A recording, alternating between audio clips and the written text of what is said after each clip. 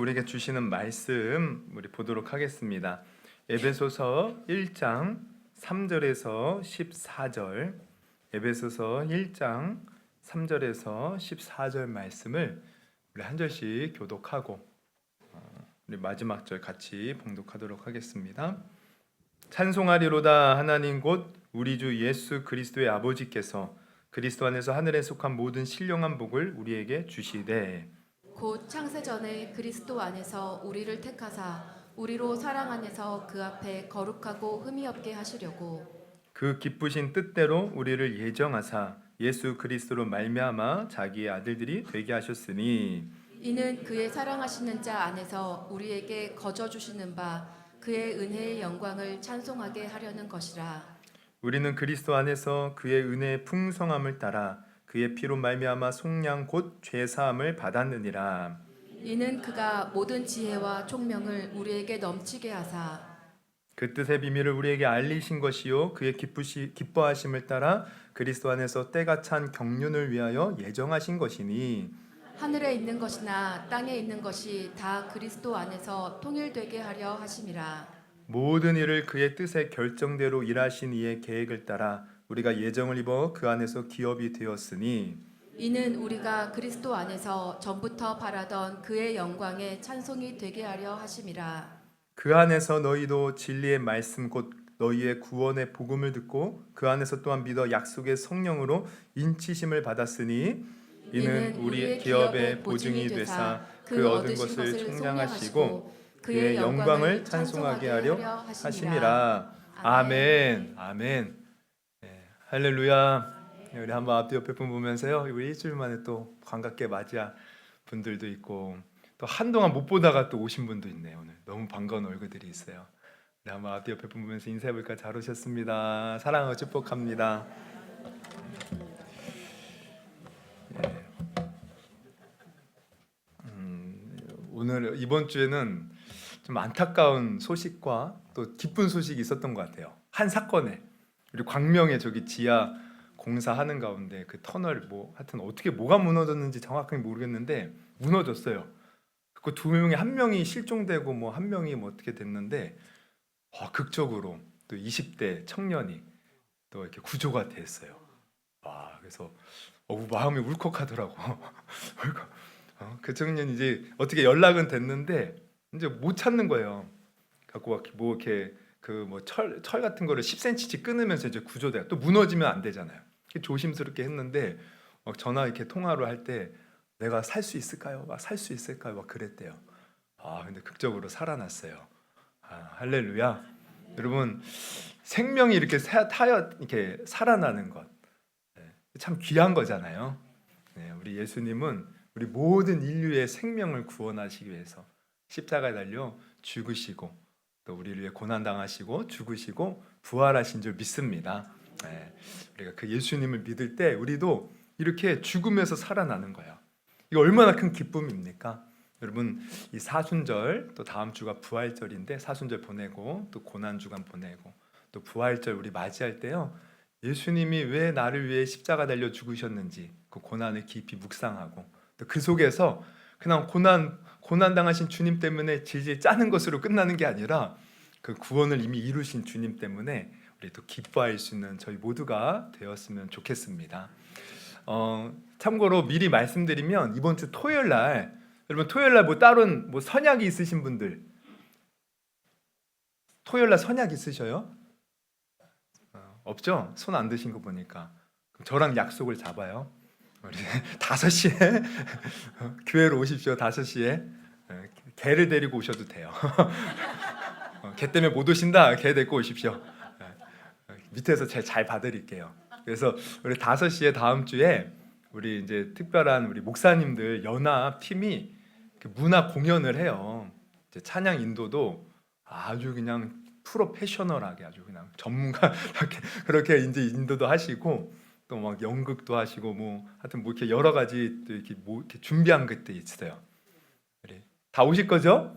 네, 저랑 약속 잡은 겁니다. 네, 그래서 만약에 차 운행이 필요하시면 말씀하세요. 우리 차 운행도 우리가 기꺼이 할 지금 마음인데 우리 차 이렇게 우리 17단지나 아니면 또 어디죠? 뭐 여기 하여튼 차량 운행도 하려고 합니다. 그래서 우리 어르신들도 오셔서 또 보시고 또 많이 은혜 받으셨으면 좋겠어요. 네, 할렐루야, 감사합니다. 우리 오늘 말씀 에베소서 1장 3절에서 14절 우리가 읽었는데요. 제목은 결초보은입니다. 결초보은. 이러한 제목으로 우리 말씀을 나눌 때 우리 큰 은혜 받으시기를 주님의 이름으로 축원합니다. 우리가 지난 2주에 걸쳐서 제가 큰 구원을 귀하게 여깁시다라는 말씀으로 우리가 서로 은혜를 나누었는데요. 우리 주님 하나님께서 베풀어 주신 구원은 큰 구원이에요. 왜 그렇습니까? 이 큰 구원이라는 것은 크기가 큰 것을 말하는 것이 아니라 위대하고 대단하다는 거죠. 왜 위대하고 대단해요? 여러분, 우리 구원은 우리가 공짜로 받으니까, 여러분 우리 그런 말이 있죠. 아유, 싼 게 비지떡이다. 공짜로 주니까 그냥 별로 별것도 아니니까 공짜로 줬겠지. 뭐 이렇게 생각할 수 있지만, 우리 하나님이 주시는 이 선물 우리가 공짜로 받지만 하나님 편에서 보면 이 구원이라는 선물을 준비하기 위해서 엄청난 값을 치르셨다는 거예요. 그래서 우리 하나님이 어떻게 값을 치렀는가 봤더니 정말 엄청난 인내를 하셨어요. 인내의 값을 치르셨고 또 수많은 고귀한 희생을 치르게 하셨어요. 예수님을 비롯해서 정말 많은 사람들이 우리 구원을 이루기 위해서 그 희생, 생명의 값을 치렀다는 거죠. 그래서 우리나라에 온 선교사님들만 보더라도 그분들이 억지로 막 마지못해서 막 끌려와서 복음 전한 게 아니에요. 자기들이 누릴 수 있는 모든 것을 다 내려놓고 기꺼이 하나님 앞에 영광 올려드리는 감사하는 마음으로, 또 죽어가는 영혼을 살리고자 하는 그 애절한 마음으로 우리를 위해서 이 땅에 와서 그 젊은 나이를 다 희생하면서 복음을 전해 주었다는 거예요. 그래서 구원은요, 큰 구원, 귀하고 위대한 구원이라는 거죠. 우리가 지난주에 이제 그런 말씀들을 나눴는데 오늘 우리가 계속 나누고 싶은 것은 뭐냐면, 우리가 이런 큰 구원을 받았다면 우리는 마땅히 그 구원을 받은 자로서 어떻게 살아야 돼요? 그 은혜에 보답하며 살아야 돼요. 보답하며. 여러분, 우리 사자성어 중에 배은망덕이라고 있습니다. 배은망덕이 뭡니까? 은혜를 받았는데 그 은혜를 잊어버리는 거예요. 오히려 배신하는 거예요. 그럼 우리는 세상에서 그런 사람들 보면 어떻게 생각해요? 아유, 저희 천하의 나쁜 놈, 배은망덕도 유분수지, 그러면서 욕하잖아요. 안 그래요? 네, 그래요. 내가 뭔가를 막 좋은 걸 해줬는데 전혀 거기에 대해서 감사하는 마음 갖지 않으면, 아유, 저놈 내가 앞으로 도와주나 봐라, 이런 마음 든단 말이에요. 그러면 하나님 앞에 우리가 배은망덕하면 안 돼요. 우리는 결초본, 오늘 본문 오늘 제목처럼 설교, 은혜를 갚을 수 있는 마음을 가져야 됩니다. 여러분, 결초본이라는 그 유래를 제가 찾아보니까 옛날 춘추 전국시대 때 진나라에 위무라는 벼슬아치가 있었어요. 근데 이 위무라는 사람이 이렇게 이제 죽을 날이 가까이 온 이제 젊은 후처가 있었는데, 이제 죽을 병에 걸린 거예요. 그래서 자기가 죽을 병에 걸린 것을 알고 이제 아들 위가를 불러가지고 얘기를 합니다. 내가 죽거든, 이 젊은 나의 아내를, 철을 좀 다른 데 시집 보내라, 출가시켜라. 그런데 이 위무가요, 병세가 막 악해지고 정신이 혼미해지니까 나중에는 뭐라고 하냐면, 내 그 젊은 철을 내가 죽을 때 같이 순장시켜 달라는 거예요. 그리고 나서 죽었어요. 그러니까 이 위가가, 이제 아들이 죽고 나서 고민을 하는 거예요. 어떻게 해야 되나? 아버지의 젊은 후처를 살려줘야 되나? 같이 묻어야 되나? 그러다가 결국 저 아버지가 정신이 온전할 때 한 얘기를 진짜 유언으로 받아들이고, 또 그 젊은 후처 얼마나 불쌍합니까? 그래서 살려주었다는 거예요. 다른 데로 시집을 보내주었대요. 근데 이제 나중에 시간이 지나서 이제 전쟁이 났어요. 이웃 진나라에 이제 두해라는 이제 적장이 이제 쳐들어와서 싸우는데 그 두해한테 밀리는 겁니다. 그래서 이 아들 위가가요, 위기에 처했어요. 근데 갑자기 이 두해라는 사람이 갑자기 이 풀에 걸려서 넘어진 거예요. 그러면서 오히려 위가가 그를 붙잡고 큰 공을 세울 수 있었던 거죠. 근데 그날 밤에 꿈속에 어떤 일이 벌어졌냐면, 한 노인이 나타나서 그러는 겁니다. 당신이 내 딸을 살려주어서 내가 그 은혜를 갚기 위해 풀을 묶은 것이오. 그래서 그래서 도와주었다는 거죠. 그래서 내가 은혜를 갚은 것입니다. 그래서 그때부터 이 결초 보은이라는 말이 생겼다는 거예요. 이 풀을 묶어서 은혜에 보답했다. 결초 보은. 여러분, 우리가 세상에서도요, 누군가 우리의 가족이나 나의 생명을 살려주면 그 은혜를 갚으려고 하는 것이 인지상정이에요. 하물며 우리가 하나님께 큰 은혜를 받았는데, 내가 영원한 생명을 얻었는데, 우리가 그 생명 주신 은혜에 감사해서 그 은혜에 보답하는 마음을 갖는 것이 마땅하다는 겁니다. 마땅하다는 거예요. 우리는 그 은혜에 보답하며 살아야 되는 것이에요. 그러면 우리는 어떻게 해야 하나님의 그 은혜를 보답하며 살 수 있을까요? 하나님께서는 아들 예수를, 그 하나밖에 없는 아들을 주기까지 우리를 살려주셨는데 우리는 그 은혜에 어떻게 보답해야 돼요? 어떻게 보답해야 될까요? 우리의 생명을 사실 다 바치면서 보답해도 모자랄 거예요. 우리가 전 재산을 다 바쳐서 하나님께 은혜에 보답해도 모자랄 겁니다. 그런데 하나님은 우리의 생명도 원하시고 우리의 모든 것도 원하시지만 더 원하시는 것이 있어요. 그게 뭐냐? 성경을 보니까 하나님이 우리에게 베풀어 주신 은혜를 우리가 기억하면서 그분을 찬송하기를 원하신다는 거예요. 하나님은 우리를 왜 지으시고 우리를 왜 선택하여 부르셨냐? 찬송을 받으시려고. 이사야 43장 21절 말씀 우리가 한번 같이 읽어봅니다. 시작. 이 백성은 내가 나를 위하여 지었나니 나를 나를 찬송하게 하려 함이니라. 찬송을 주님은 받으시기를 원하시는 거예요. 그래서 오늘 우리가 본문을 봐도요, 우리가 구원받은, 한마디로 우리가 구원받은 이유는 하나님을 찬송하게 하려 함이라 라고 계속해서 반복해서 나와요. 우리 한번 오늘 본문의 6절 한번 같이 읽어봅니다. 시작. 이는 그의 사랑하시는 자 안에서 우리에게 거저 주시는 바 그의 은혜의 영광을 찬송하게 하려 하는 것이라. 12절. 이는 우리가 그리스도 안에서 전부터 바라던 그의 영광의 찬송이 되게 하려 하심이라. 14절. 이는 우리의 기업의 보증이 돼서 그 얻으신 것을 속량하시고 그의 영광을 찬송하게 하려 하심이라. 여러분, 우리가 성경을 보면요, 이 반복해서 나오는 구절이 핵심 구절이에요. 두 번만 반복해도요, 그 중요하다고 여기는데 지금 이 우리 본문 속에서 찬송이라는 말이 3번이나 나오잖아요. 이거 너무 중요한 거예요. 우리가 하나님께 구원받은 이유, 우리 하나님을 찬송하기 위함임을 여러분 오늘 분명히 깨닫기를 주님의 이름으로 축원합니다. 그래서 우리는 하나님의 은혜에 감사하다면 그 은혜에 보답하기 위해서 찬송하는 삶을 살아야 돼요. 그러면 찬송하는 것은 무엇을 의미합니까? 여러분, 우리가 찬송하면 찬송가가 생각나죠. 그래서 찬송가, 얼마나 많은 찬송들이 담겨져 있어요. 그래서 우리가 찬송하면 그저 어떻게 생각해요? 찬송, 노래로 찬송 부르는 것만 생각하는데 사실 여기에서 말하는, 이 성경에서 말하는 찬송은 더 포괄적인 의미가 있어요. 찬송은 하나님께서 베풀어 주신 그 위대한 일들을 우리가 기억해요, 감사하고 기뻐하면서 그것을 높여드리는 것, 드러내는 것, 내 삶에서 이 모든 것이 찬송이에요. 그러니까 찬송가를 통해서 내가 노래 부르며 찬송하는 것도 찬송이지만 내가 너무 기뻐서 다윗처럼 하나님이 나와 함께 하셔면서 춤을 추는 것, 여러분 이것도 찬송인 거예요. 그리고 내가 하나님 앞에 막 감사해서 뭔가를 막 드리는 것도 찬송이고, 또 내 삶 속에서 주님이 나에게 은혜 베풀어 주셨으니 나도 이제는 주님을 위해 살겠습니다 결단하고 주님 말씀 따라 사는 것도 찬송이고, 또 내가 너무 우리가 좋은 게 있으면 어떻게 해요? 막 좋은 게 있으면 막 제가 막 연애할 때 보니까 막 사랑하는 사람이 생기니까 막 자랑하고 싶더라고. 나 누구 만나는 사람 있다고. 또 자녀를 낳으니까요, 여러분 자녀들 내 눈에 보기에만 이쁘지 다른 사람 별로 관심도 없거든요. 근데 막 우리 자녀가 막 말을 했다고, 막 옹알옹알 아빠 했다고, 막 걸어 다닌다고 막 자랑하고 싶어서 우리 자녀가 말을 막 다른 사람보다 빠르게 하는 것 같다. 천재 아니냐고. 막 한글을 막 초등학교도 안 갔는데 막 뛰었다고.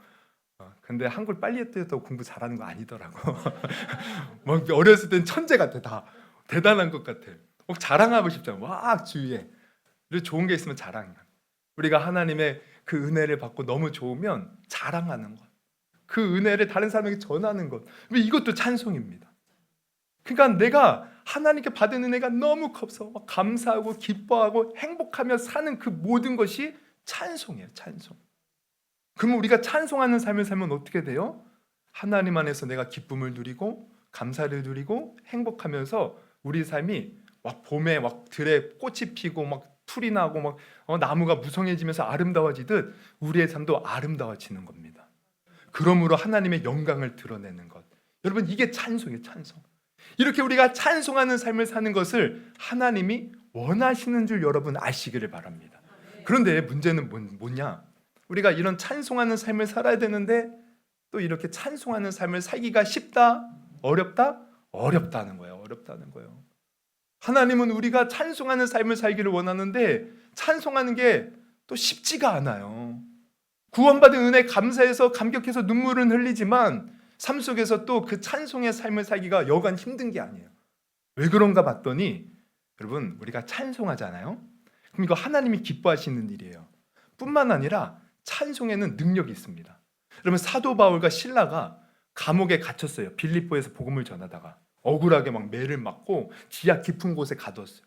근데 그때 사도 바울과 실라가 어떻게 해요? 찬송을 불러요. 우리 한번 찾아볼까요? 사도행전 16장 말씀, 우리 25절, 26절 한번 같이 한번 읽어보겠습니다. 시작. 한밤중에 바울과 실라가 기도하고 하나님을 찬송하며 죄수들이 듣더라. 이에 갑자기 큰 지진이 나서 옥터가 움직이고 문이 곧 다 열리며 모든 사람의 매인 것이 다 벗어진지라. 여러분, 그 지하 깊은 곳에 갇혔는데도 사도 바울과 실라가 하나님이 함께 하시는 그 은혜, 그 십자가의 은혜가 감사해서 찬송하고 막 하니까요, 어떻게 해요? 옥터가 막 흔들려요. 묶였던 것이 풀어져요. 여러분, 이 찬송은 엄청난 힘이 있습니다. 그래서 영적으로 우리가 찬송할 수 있으면 우리의 어떤 환경 속에서도 그 모든 매인 것이 풀어지는 거예요. 그럼 이 매인 것이 풀어지면 누가 싫어할 것 같아요? 우리를 괴롭히고 죽이고 멸망시키는 마귀가 싫어하는 겁니다. 영적으로 보면 마귀가 우리가 하나님을 찬송하는 삶을 제일 싫어하는 거예요.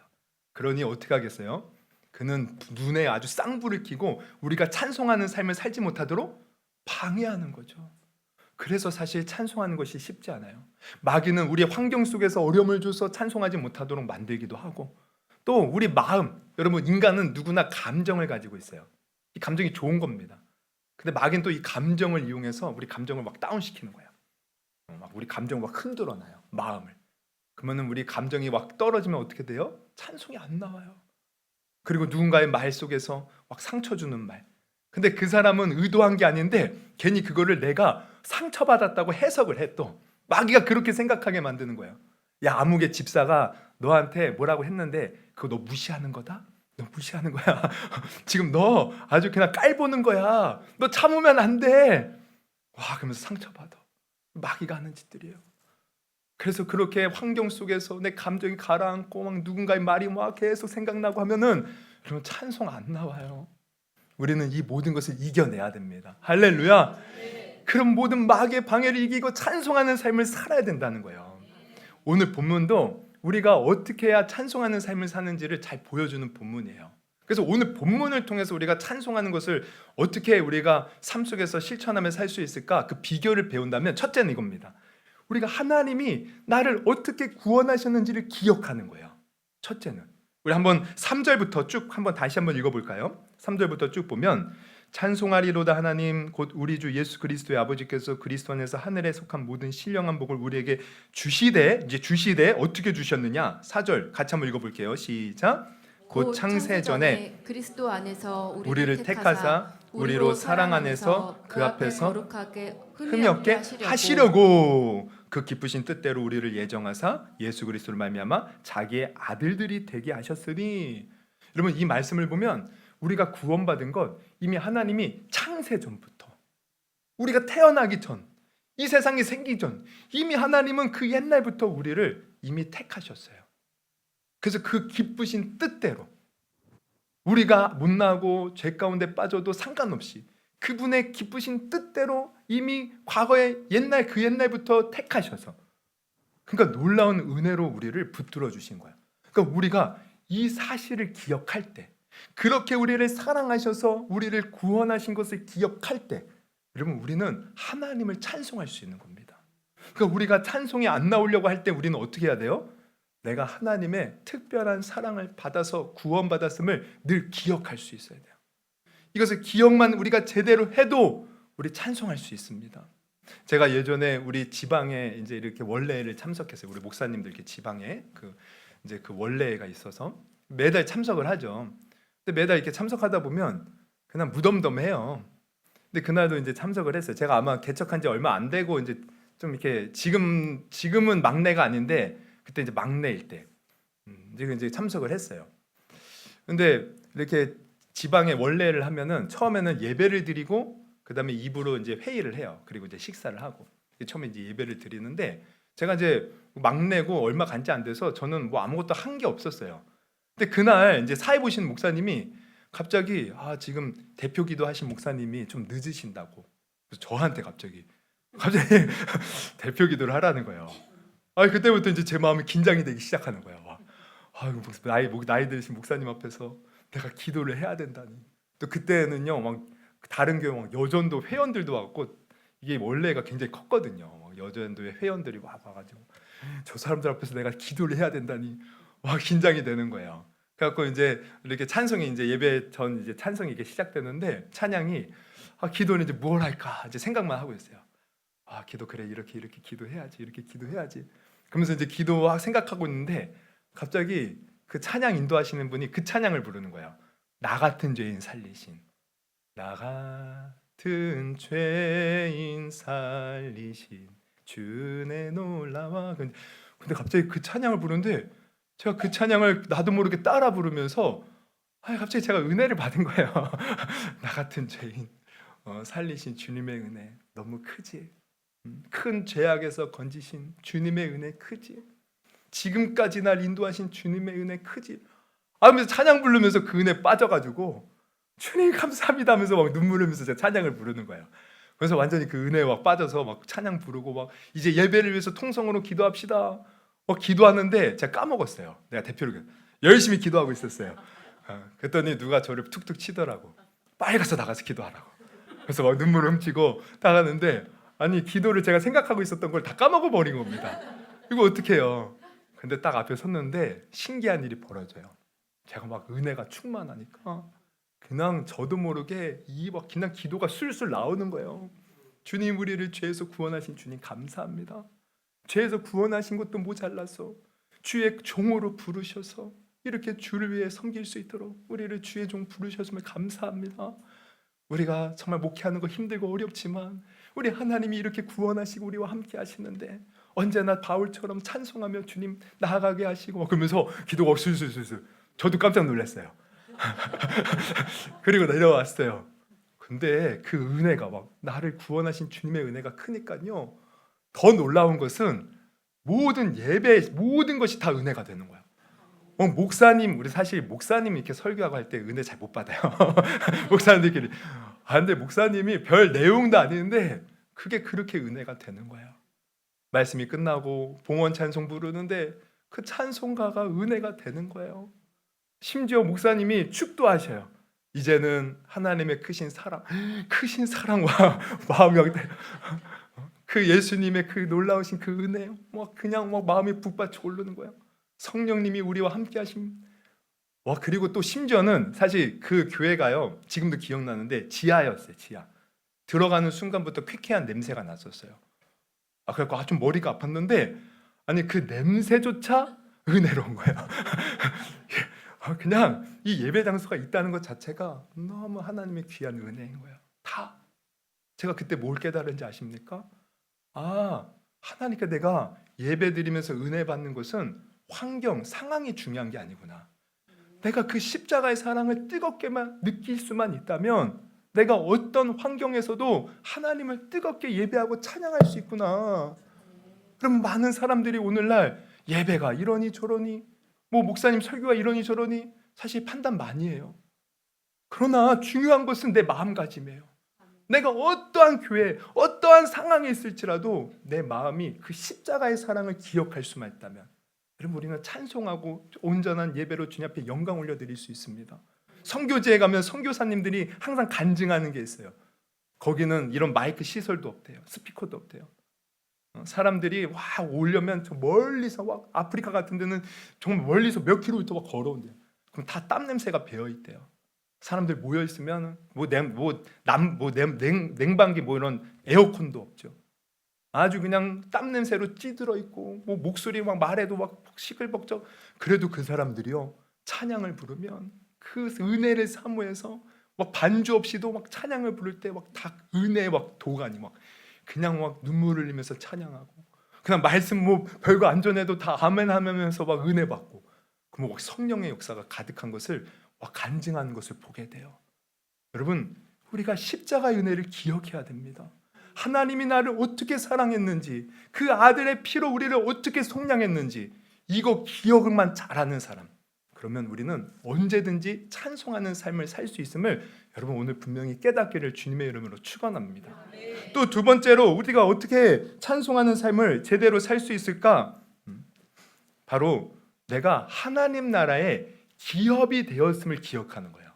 우리 11절 쭉 넘어가서 11절, 12절을 한번 같이 한번 읽어보겠습니다. 시작.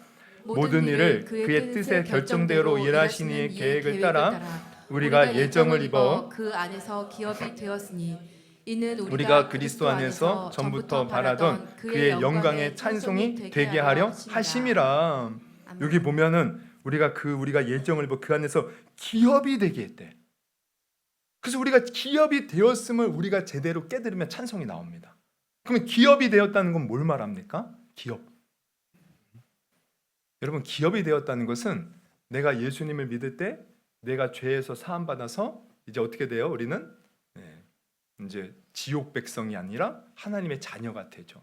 구원 받아요. 그래서 영원한 생명, 영생을 얻었다는 거예요.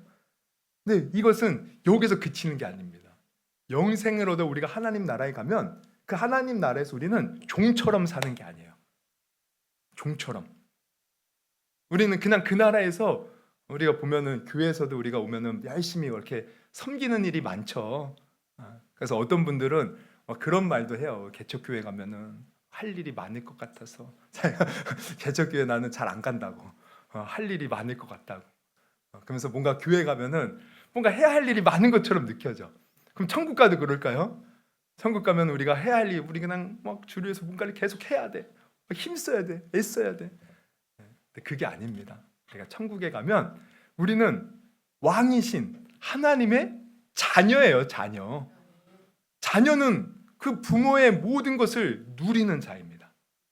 부모가 가진 가업, 유산, 자녀가 누리는 거잖아요. 여러분 우리가 기업이 되었다는 것은 바로 하늘나라의 모든 그 영광, 그 특권을 내가 누리면서 산다는 거야. 나 하나님의 자녀로 살아간다는 거야. 이것을 우리가 알 때 찬송이 나온다는 거죠.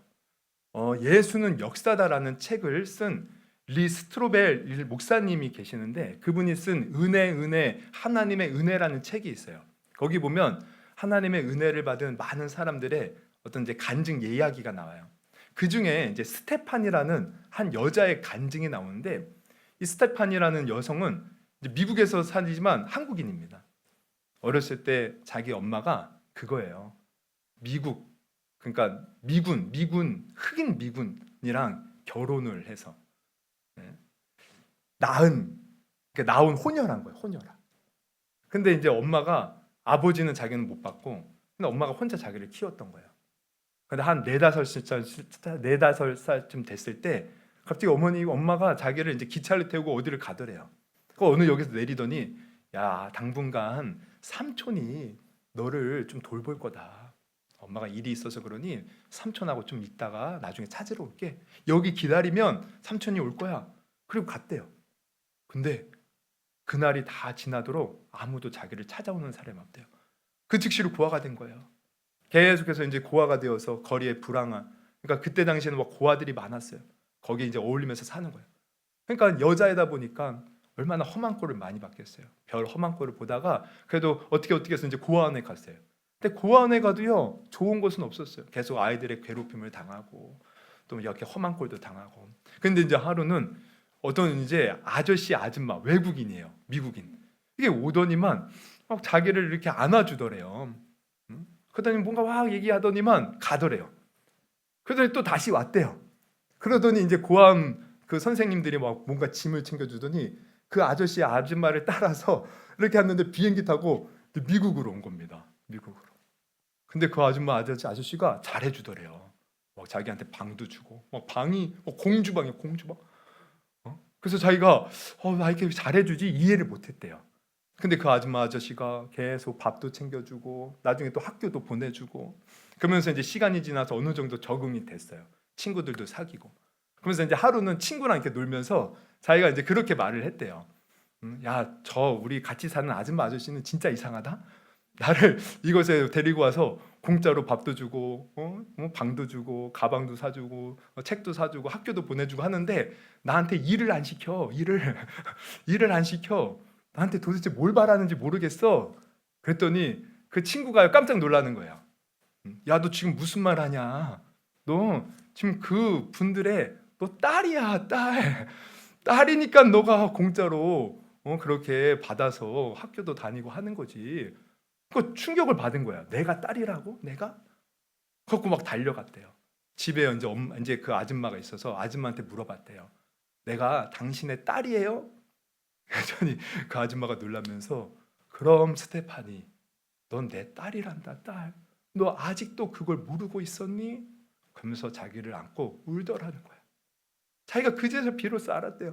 아, 내가 이 집의 딸이 되어서, 자녀가 되어서 이분들이 나를 이렇게 잘해준 것이고 내가 이것에 대해서 뭐 일하지 않아도 내가 이것을 누릴 수 있는 것이구나.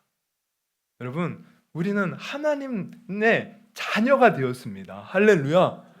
우리는 그분의 종이 된 게 아니에요. 우리는 그분의 자녀가 되어서 하나님이 누리는 모든 것을 나도 누리는 자가, 이 엄청난 특권을 가진 자가 되었다는 거예요. 우리가 이것을 알 때 우리는 기뻐하고 감사할 수 있습니다. 찬송할 수 있습니다. 그래서 사도 바울을 보면 사도 바울이 사실 복음을 전하다가 얼마나 많은 어려움을 당해요.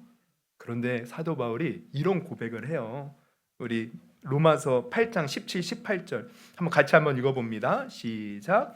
자녀이면 또한 상속자 곧 하나님의 상속자요 그리스도와 함께한 상속자니 우리가 그와 함께 영광을 받기 위하여 고난도 함께 받아야 할 것이니라. 생각건대 형제의 고난은 장차 우리에게 나타날 영광과 비교할 수 없느니라. 사도 바울은 아무리 힘들고 어려워도 내가 하나님의 자녀고 상속자, 이제 그 나라에 가면 그 하나님의 영광을 내가 누리는 자다, 이거 바라보면서 고난을 이겨낸 겁니다. 여러분, 그러니까 아까도 말씀드렸지만 그 빌립보 감옥에서도 찬송하고 하나님께 기도할 수 있는 거예요. 여러분, 우리도 이 믿음 분명히 가질 수 있기를 주님의 이름으로 축원합니다. 우리가 이 세상에서 어떤 모습으로 살지라도요, 우리는 하나님의 자녀예요. 그 하늘나라의 영광스러움을 상속받는 기업을 받은 자들입니다. 이거 기억하시고 어떤 상황 속에서도 감사하고 찬송할 수 있는 저와 여러분이 되기를 주님의 이름으로 축원합니다. 세 번째로, 우리가 하나님을 찬송하려면 이 모든 구원의 역사가 얼마나 확실한지, 즉 하나님이 어떻게 이 구원을 이룰 수 있도록 역사하시는지를 알아야 돼요. 결론부터 말하면 우리를 고아처럼 버려두지 않고 성령님으로 우리와 함께 하시면서 우리를 이끌어 주신다는 거야. 그래서 오늘 13, 14절 또 한번 같이 한번 읽어봅니다. 시작.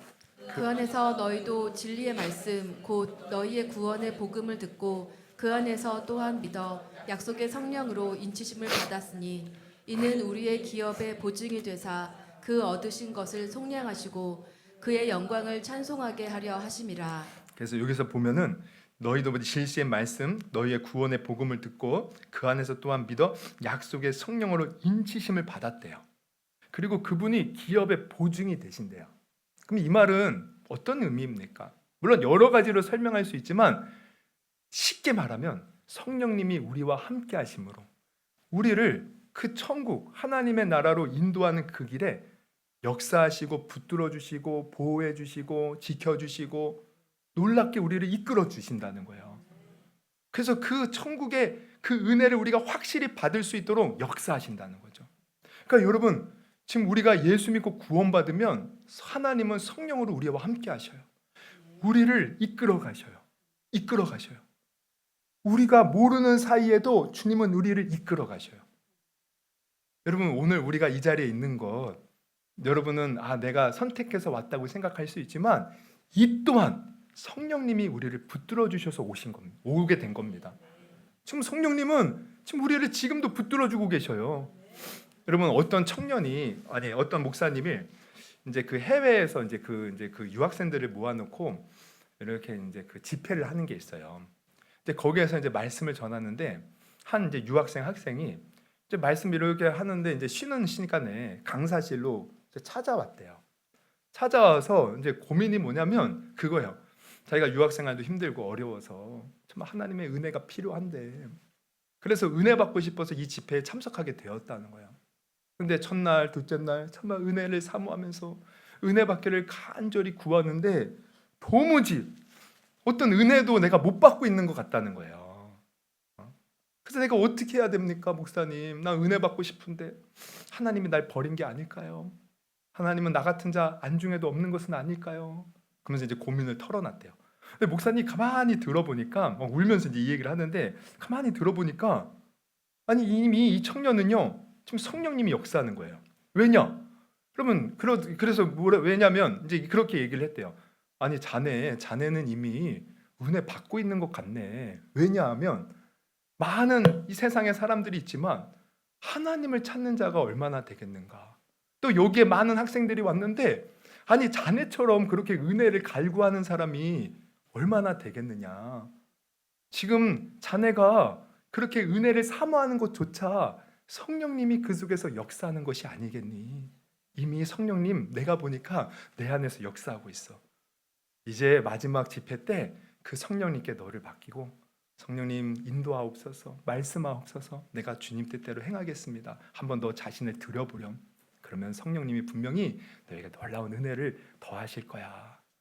그 청년이 뭔가 깨달았더니 돌아가더라.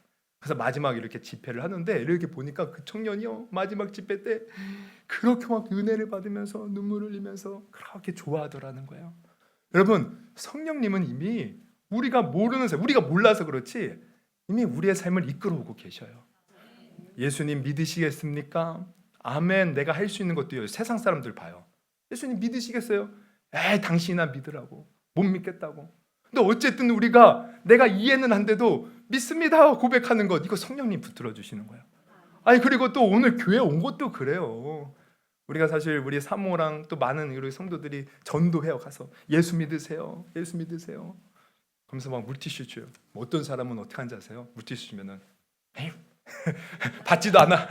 그냥 가. 그러면은 주는 사람은 얼마나 민망한지 몰라요. 아이고. 그런 사람도 있고, 받아도 이게 뭐예요? 교회 안 믿어.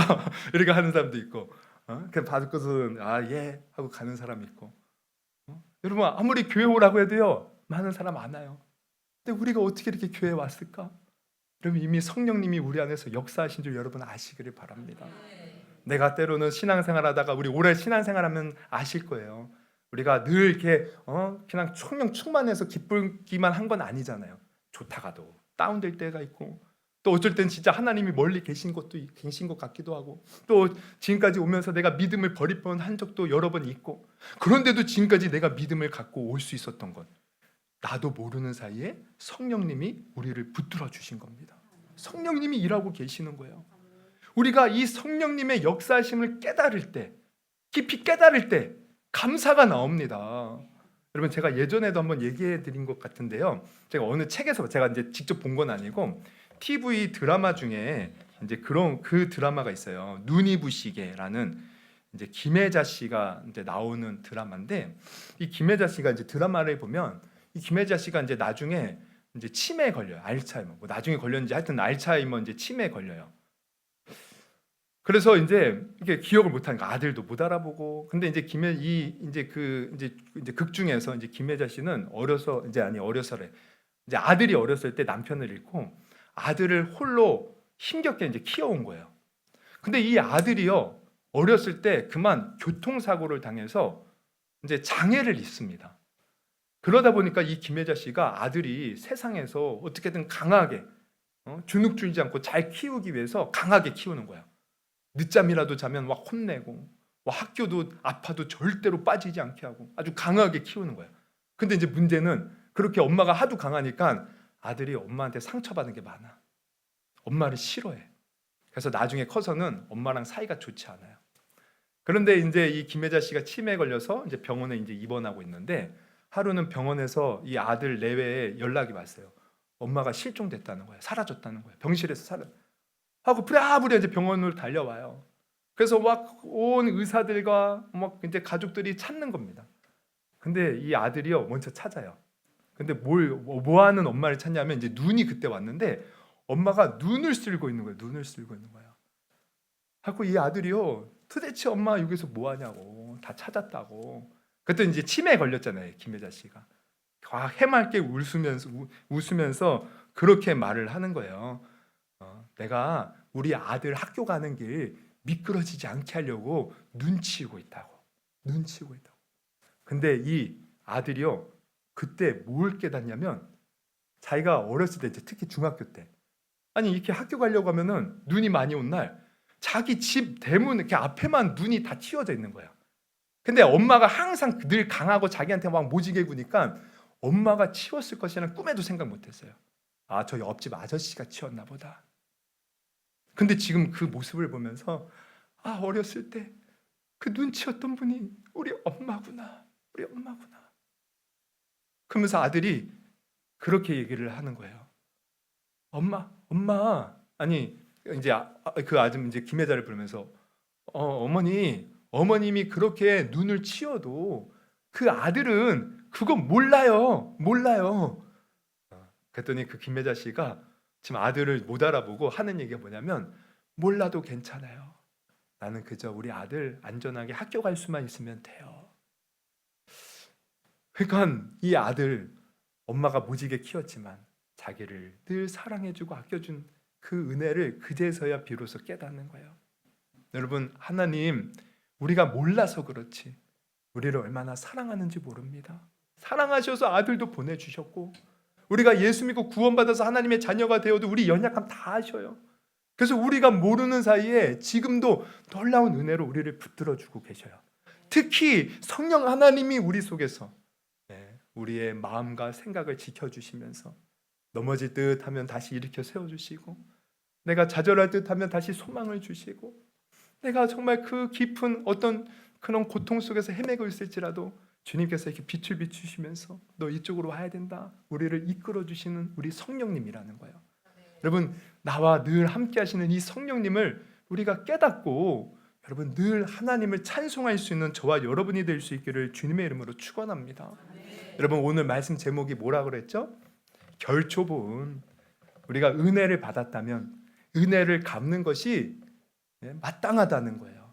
그럼 우리가 어떻게 하나님께 은혜를 갚겠습니까? 찬송하는 삶.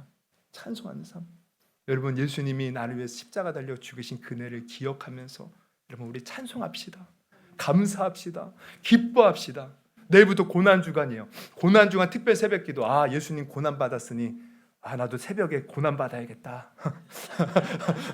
아유, 이 한 주간만 잘 버티면 된다. 이게 아니고 왜 주님이 나를 왜 고난 받으셨는가 생각하면서 그 은혜를 누리라고 여러분 고난주간이 있는 겁니다. 그 새벽에 나 힘들어 죽겠는데 나 고난 받으라고 이 새벽 기도가 생겼나 보다. 그래서 억지로 나오는 게 아니라 주님이 그 새벽에 내게 어떤 은혜를 주실까 사모하는 마음으로 나와서 그 은혜 받으라는 거예요. 그래서 이번 고난주간 우리가 더 깊이 예수님 묵상하면서 그 은혜를 기억하고 감사하고 우리 하나님을 찬송하여 다음 주 부활주일에는 모든 사망 권세 깨트리고 부활하신 주님 앞에 최고로 영광 올려드리며 찬송하고 예배드릴 수 있는 우리 모두가 되었으면 좋겠습니다. 뿐만 아니라 여러분 우리의 삶에 어떤 어려움이 있고 문제가 있고 아픔이 있어도요 예수님이 십자가의 지심으로 그분이 징계를 받고 책지게 맞고 상함을 받음으로 우리의 저주와 우리의 고통의 문제 해결해 주셨어요. 아픔이 있거든 그분께 맡기십시오. 그분의 도움을 구하십시오. 그분의 은혜와 자비를 구하십시오. 우리 주님이 우리를 붙들어 주실 줄 믿습니다. 우리 그런 의미에서 한번 기도해 볼까요? 한번 이 시간 기도하실 때 정말 우리 하나님께서는 예수 그리스도를 통하여 우리에게 큰 구원을 베풀어 주셨습니다. 우리는 그 은혜를 받았다면 우리는 늘 하나님을 찬송하며 살아야 되는 것이 마땅해요. 그러나 마귀는 끊임없이 우리를 방해한다는 겁니다. 환경으로, 사람으로, 또 내 마음속의 어떤 감정으로. 그럼에도 불구하고 우리가 하나님을 찬송할 수 있는 비결은 바로 늘 그 십자가의 은혜를 기억하는 거예요. 내가 어떻게 구원받았는가? 그리고 내가 구원받은 것이 얼마나 대단하고 엄청난가?